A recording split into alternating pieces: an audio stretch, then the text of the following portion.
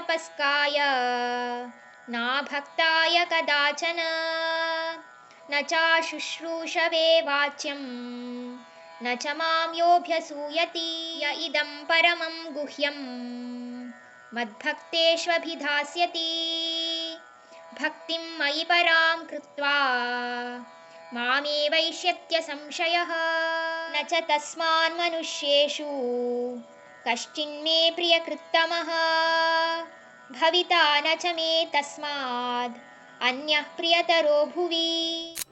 ಅರ್ಜುನ, ಇಲ್ಲಿಯವರೆಗೆ ನಾನು ನಿನಗೆ ಹೇಳಿದ್ದನ್ನು ಯಾವತ್ತಿಗಾಗಲಿ ಯಾವುದೇ ಸಮಯ ಸಂದರ್ಭದಲ್ಲಾಗಲಿ ಯಾರಿಗೆ ಈ ಧ್ಯಾನ ಭಕ್ತಿ ಇದರ ಬಗ್ಗೆ ಚಿಂತನೆಯೇ ಇಲ್ವೋ ಅಂಥವರಿಗೆ ಯಾವತ್ತಿಗೂ ಹೇಳೋದಕ್ಕೆ ಹೋಗಬೇಡ.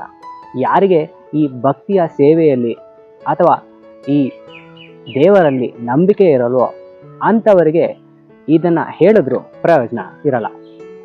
ಮತ್ತು ಯಾರು ನನ್ನನ್ನು ನೋಡಿ ಅಸೂಯೆ ಪಡ್ತಾ ಇರ್ತಾರೋ ಅಂಥವ್ರಿಗೆ ಇದನ್ನು ಹೇಳಿದ್ರು ಒಂದೇ, ಹೇಳದಿದ್ರು ಒಂದೇ.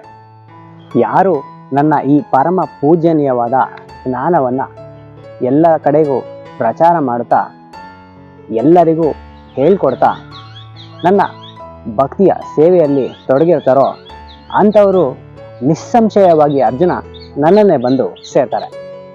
ನಾನು ಹೇಳ್ಕೊಟ್ಟಂತಹ ಗೌಪ್ಯವಾದ ಜ್ಞಾನದ ಸಂಗತಿಯನ್ನು ಎಲ್ಲರಿಗೂ ಹೇಳ್ಕೊಡುವ ಪ್ರಯತ್ನ ಮಾಡ್ತಾ ಇರ್ತಾರೋ ಅಂಥವರೇ ಎಂದೆಂದಿಗೂ ಈಗಾಗಲಿ ಅಥವಾ ಮುಂದೆ ಆಗಲಿ ಎಂದಿಗೂ ನನ್ನ ಆಪ್ತರು ಅಂತ ಇಲ್ಲಿ ಭಗವಂತ ಹೇಳ್ತಾರೆ.